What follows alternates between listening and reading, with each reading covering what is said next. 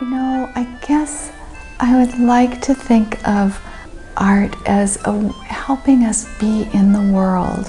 Art unites and disturbs. I think if this all went away tomorrow and people said, who were we in 2007, they'll look at our art. It is hard work. As a species, as far as I know, we're the only species that makes art and is affected by art. Art makes beauty significant.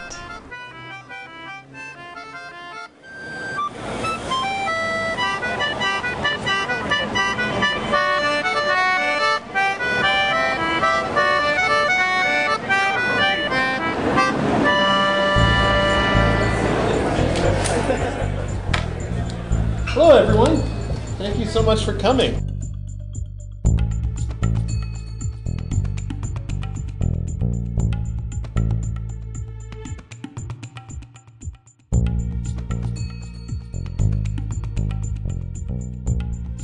These discussions that Creative Conversations are having and in Seattle are really, I think, among the leading creative edge in the country.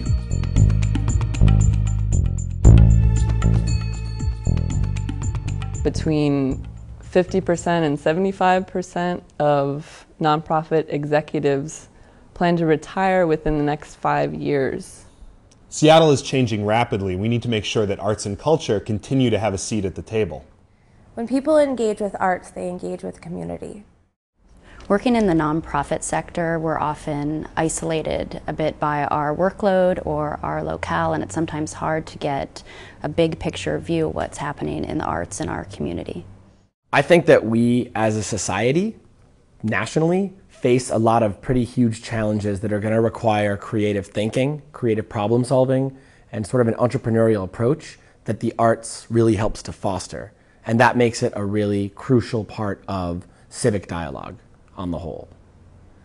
The arts and culture industry, and it is an industry, although we don't like to think of ourselves that way, is really diverse. It includes individual artists, producers, venue operators, large nonprofits, but it's very crucial that together we stand united in order to make some critical changes at this point in history, some critical changes to ensure the unified survival of the entire ecology. I know from personal experience that the city and the county are listening. And the stuff that we talk about tonight is certainly not falling on deaf ears. This isn't like another sort of vain exercise in talking about what we think should happen. By design, creative conversations are a way to pull people into the future of what's going on. Right now in Seattle, the median income is $64,940. And artists are making significantly less than that. So how are we going to keep high quality artists in this area? How are we going to keep them from moving to Portland or other major cities where the cost of living is actually more reasonable? What if you had 20,000 square feet of building? What would you do with it? What if we started thinking about what's possible instead of what we absolutely need to do to get by? And what if we let that thinking, that 20,000 square feet of space inform our action plan? Part of what's really crippled a lot of nonprofit organizations and arts organizations over time is this really fear-driven thought process of there's no money, there's no resources, people aren't listening to us, people don't think art's important, and the culture wars of the 90s were so damaging to federal support for arts and culture. But I think the backlash to that has been, people give a lot to arts and culture is important to the vast majority of people in this country. And it looks different to different people, but it is important. And, I think that we should be thinking about what's possible. From the very beginning, this has been really focused on trying to provide a structure that's really going to lead to measurable results. This conversation is the third in a series that have been put together by members of the Mayor's Office of Arts and Cultural Affairs, the City of Bellevue, For Culture, the Shunpike, the Youngstown Cultural Arts Center, cast of thousands.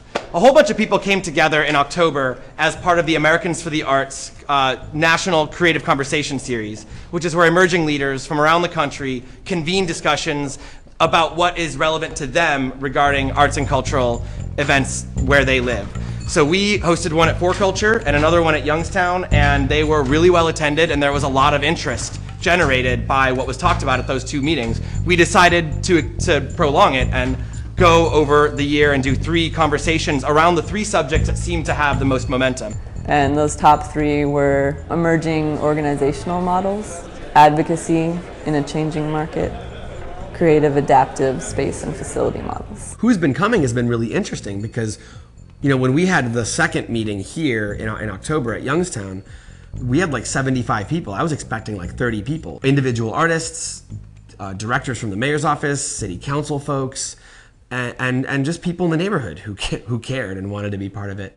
Most of the arts institutions in Seattle were built by the baby boom generation. With them retiring, how do we build new institutions that reflect our generation's needs? The first event was at Capitol Hill Arts Center down in the lower level. Sometimes if you challenge the city will rise to meet your challenge. The paperwork to run a nonprofit is not worth the hassle, quite honestly. My advice would be, I think you have to think big. That's what property developers are doing. If anybody ever said, how do I do what you do, I would say, have a space that people want to be in. Is it bad for a nonprofit to buy a parking lot? Or does everybody think that's great and entrepreneurial and smart? The new models is really about, you know, the fact that in the last 50 years or so, the 501c3 nonprofit funding model hasn't evolved much.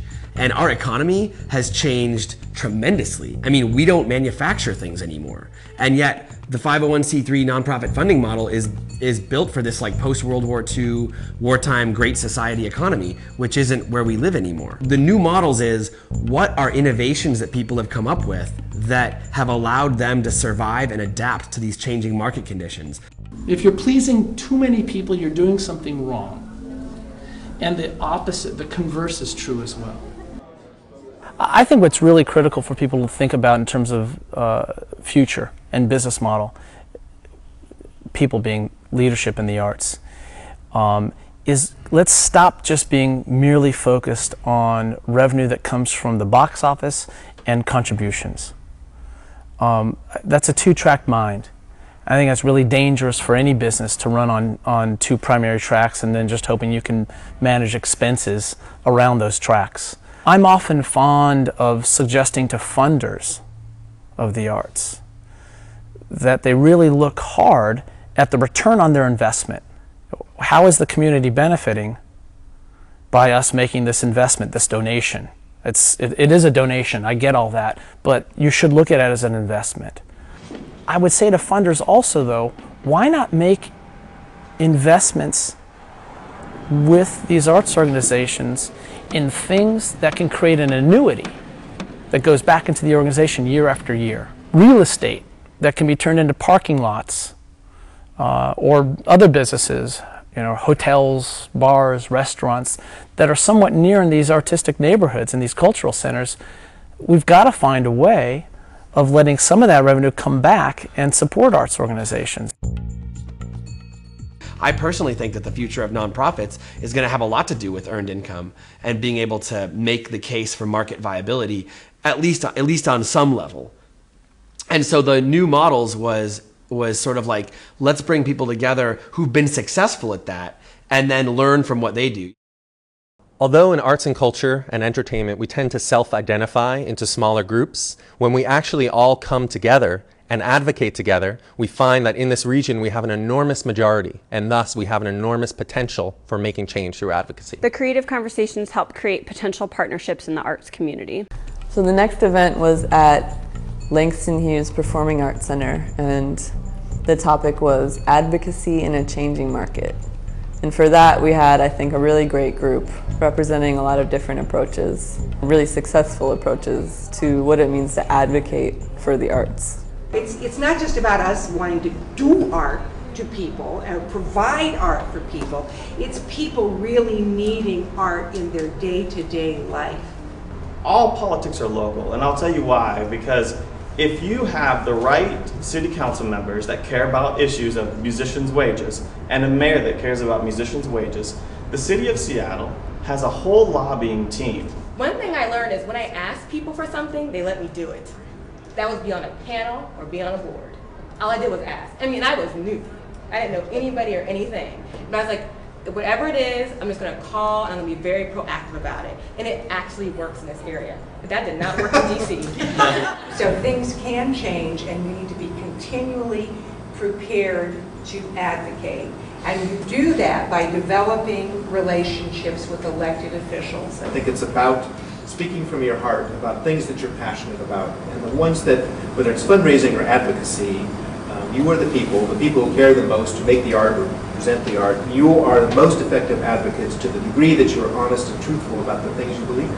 What really arose out of that event was seeing them talk amongst each other, and really that we could all bear witness to the fact that advocacy isn't about, grasping for funding or something. It's much more about getting people excited about the possibilities. A forum like this opens up this discussion and levels the discussion in some way. It sort of flattens. I think there are people who got to ask each other questions this evening that might not be in the same room with each other otherwise. And I think that's at the heart of what I wanted to see happen this evening. Some of the key thoughts that I heard that were really valuable to me and really that I could make connections to my work is really when we were talking about how do we continue to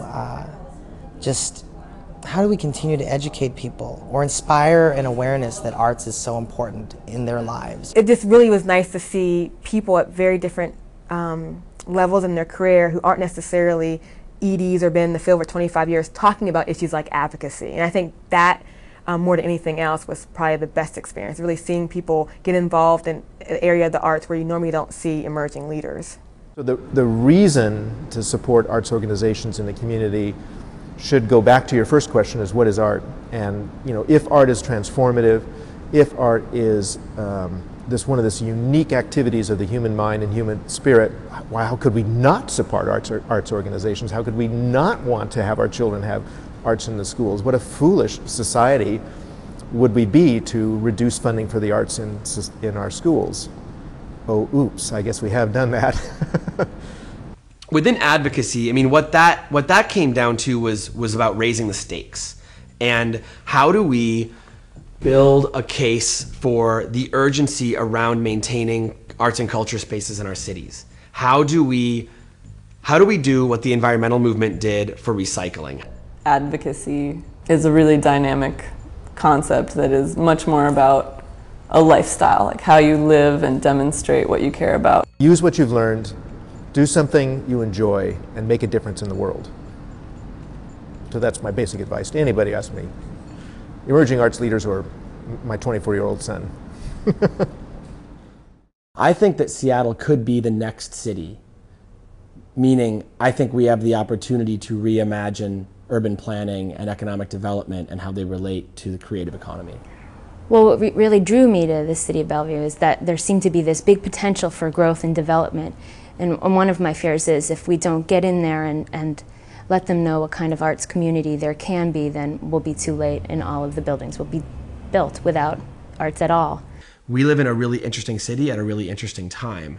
And there's a great opportunity for arts and culture organizations to be part of this next way of being that the city has the potential to do. But the right people have to step up and be part of the conversation. And I think that sort of like wide open landscape is super exciting, and it's not going to last forever. I think there's a real reason why we're doing this at the Emerging Arts Leaders Creative Conversation. It's because, like Randy said, you are the people in this room who have some voice in what this city is going to look like in terms of arts facilities. Before the event started, when I was just looking at who was around, I knew because of the featured participants that there was representation from outside of the arts community. But once the discussion actually got started, I was really blown away by just how true that was.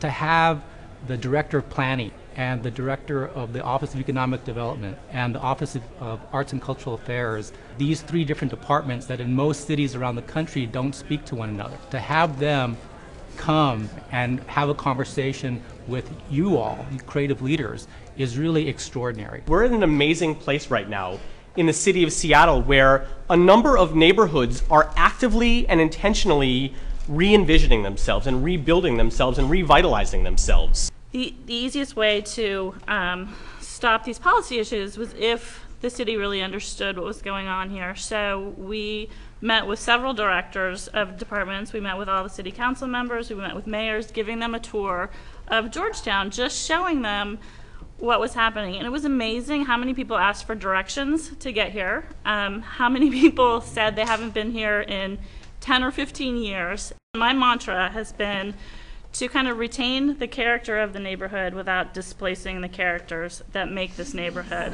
And that is a really tough balancing act, because I know everyone's scared of rental prices going up and people being displaced. And I fight tooth and nail that not happen. A city like Bellevue faces its own unique challenges. We don't have a Georgetown, we don't have a Pearl District to kind of start from the grassroots up. It's almost an inverted equation where we really do have to look to developers that have vision and soul. We want these spaces to be reflective of our community. I mean, these should be cathedrals and temples of community gathering that are very intentional, integrated into the community plan the same way the theaters in ancient Greek cities were in the right smack in the middle.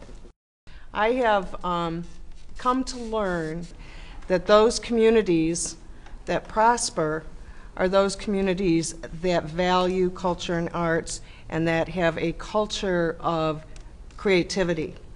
And while there are creative people that create arts, that can also help us make sure that the next Paul Allen is inspired by those arts to go off and create a Microsoft. As an artist, it's a little intimidating to me to talk to developers and like, where do I go to find them? And a conversation like this basically brings together all the people that I know want to talk to each other.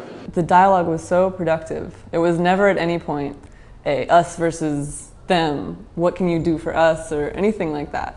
It was much more, how can we all explore our own needs for the mutual benefit of everyone here? I think that's just where urban development is going. It's sort of there's just so much excitement right now about how we don't have to be operating in these silos of industries, that it's really exciting not only to work across sectors, but also to live in the environment that's created when that's happening.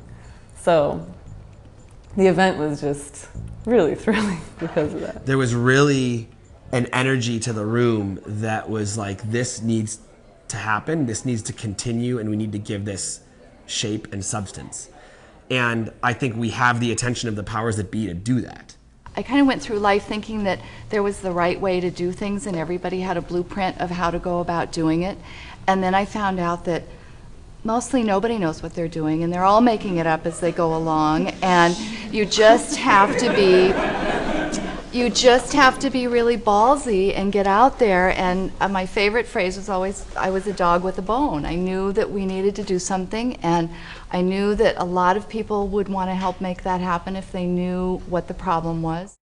Being an artist means being able to find long-term affordable space that is predictable. As we move into this time where space is at a premium, and those kinds of spaces that artists need to perform in are so specialized, like dance or theater, that artists are going to need to learn to work together in a much healthier way, and a way that serves each other and creates a stronger group, just as much as the private development world is going to need to understand the needs of those arts organizations and what they get back from those arts organizations. Our city has been so progressive about space. I mean, I've been involved with so many different projects in many different ways, and I have never been in a meeting where those city employees, in whatever department they weren't trying to figure out how to make it work. It's not whether the arts have an empowered role to play in urban development. It's who gets to be our partners. straight up. And that's why I'm excited by it, because when I sit in a room with like arts commissioners from 4 counties and folks from Tacoma and folks from the mayor's office, their view on what's important right now is a little different than my view on what's important about it now. And if we all can come together and talk about it, we're that much closer to doing something about it. The arts are never really in trouble. The arts as an industry is made up of the most resourceful people, period. But it's more about what we want as a community. There's so much that's possible, and all we really have to do is connect the dots.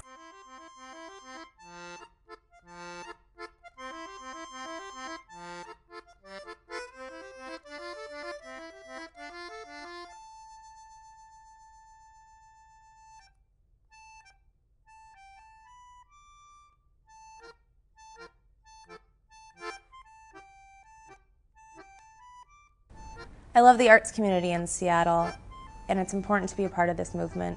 The Emerging Arts Leaders Group creates a wave of energy of young professionals that ripples throughout the city and throughout the community. The creative conversations help you learn what's out there. You can't fix any problems if you don't know what they are. We are asking challenging questions and hopefully finding answers. One of the most important things to me and exciting things to me about coming into the Creative Conversations and Emerging Leaders Group is just the people that are involved in the group. I thought that the work that Americans for the Arts started last year was very important, and I really wanted to see it continue in Seattle. I believe that we in Seattle live in a moment of wholesale change. I'm committed to working with all the passionate leaders we have in the Puget Sound region to make this the best place to live in the world. Why not?